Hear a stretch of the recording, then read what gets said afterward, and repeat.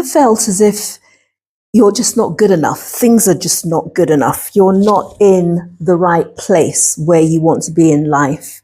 And you kind of put things off until you reach that magical place. Well, we're going to talk about that in this video, the concept of coming as you are to your own life, showing up in your own life, how you are right now without waiting for this imaginary point in the future when everything's going to be perfect. Hello, I'm Declan, a psychotherapist and coach, and I specialize in supporting people with their mental and emotional well-being, career development, and relationships. This channel, Chief of Wellness, is about providing education and support, practical tools and techniques that you can use to help you as you navigate the challenges of life. So, what is this concept of coming as you are? And I think it's quite important for us to discuss this because when I work with people and in my personal life and with my friends and family, I see that in general, we tend to have a tendency to think about we've got to be perfect in whatever role that we're in. So we all have multiple hats, multiple roles. So are you a mother, a partner, a manager, a daughter, a sister, friend? What about you as the individual?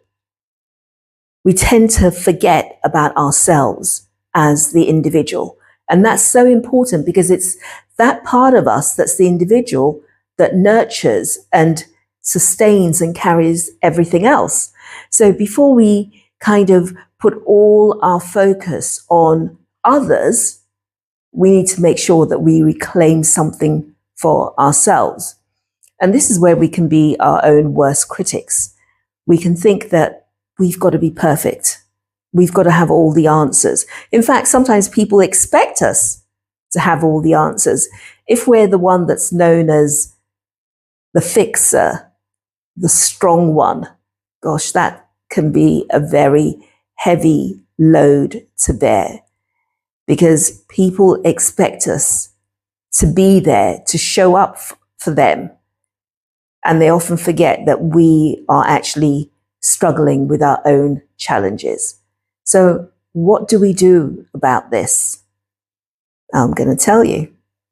Often when we're supporting others, we can suffer burnout, compassion fatigue, burnout from the sheer weight of the expectations in whatever role we're playing or hat we're wearing. And also with the fact that we tend to have, or we can feel that it's wrong for us to set boundaries. I should always be accessible to people. I should always be available. Well, what about setting a boundary so that you can have your me time, your breathing space? It's not selfish to want to focus on yourself. It's not selfish to want to carve time out for yourself. It can be challenging. If you're a busy parent, you've got elder care responsibilities, and this doesn't just apply to women, although we can think that it's just for women. It happens to men as well. You know, I've worked with a lot of men who feel overwhelmed by the sheer weight of responsibilities that society in general and culture, if we come and look at that, places on them. And they can find it just as challenging to say no. So we've got a world full of people who we've got all this metaphorical load on our shoulders and we keep struggling on. And sometimes we only come to a stop when we have a breakdown, when our bodies literally say enough and starts to shut down. And so this is really about making sure that we try to take time out, carve out that space, and knowing that whatever we can give is good enough. So rather than you've got X amount of time and giving all of that away, is it, I can afford to do this for you, and it's going to take me an hour versus I've got 3 hours of spare time and I'm giving you all to you. And then you've got nothing left for yourself. You're depleted. Your mobile phone, when it runs out of battery, that's it. And you look at it and you think, oh, I'm powering down. I'm losing source. So I'm going to recharge. We don't apply the same concept to ourselves. Why not? Why do we expect ourselves to be superhuman? Why do we allow others to expect us to be superhuman? Why do we feel that we can't offer to ourselves and to others good enough? This is who I am right now. This is where I am right now. And from this place, this is what I can offer you. And for ourselves as individuals,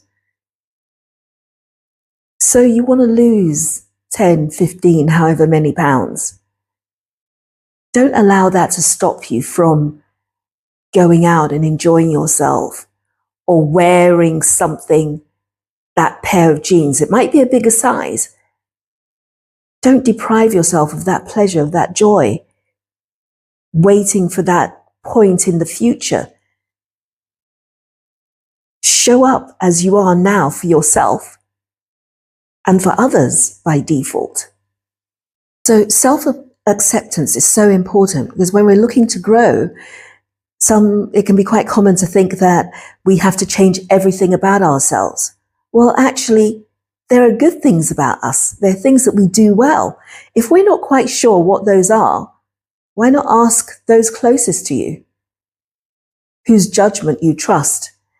The tricky thing is, sometimes we can find it hard to actually believe it when they tell us that you're so this and you're so that, and I value this about you, I appreciate that about you. We can be our own harshest critics when we feel that we still have a long way to go to get to our ideal state. We can find it very hard to accept and to believe that actually we've got a lot going for us right now. So doing like an inventory of things that we do well. It's not about being big-headed. Sometimes we've got to be our own cheerleader. And think about it. Are you the kind of person that is very good at cheering on others, pointing out their strengths and the positive things about them, but find it hard to do that for yourself? Now is the time to start thinking about how you can shore yourself up. Be your own cheerleader. Look at the things that you do and use those to build on. So you're not starting from below zero. We've all actually got a good foundation. We just may not recognize it. What are your strengths? What is it that you do well? How can you build on that?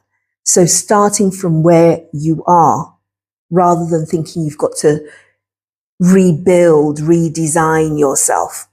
So coming as you are to wherever it is you want to go and living life to the fullest in the moment.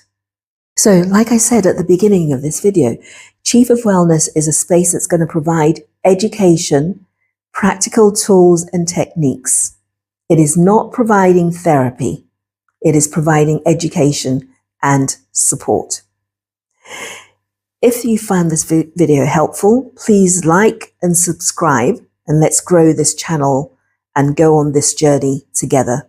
There's a link to a Flourish Starter Kit, which is a free resource, which has various tools and techniques like a Sunday Reset journal.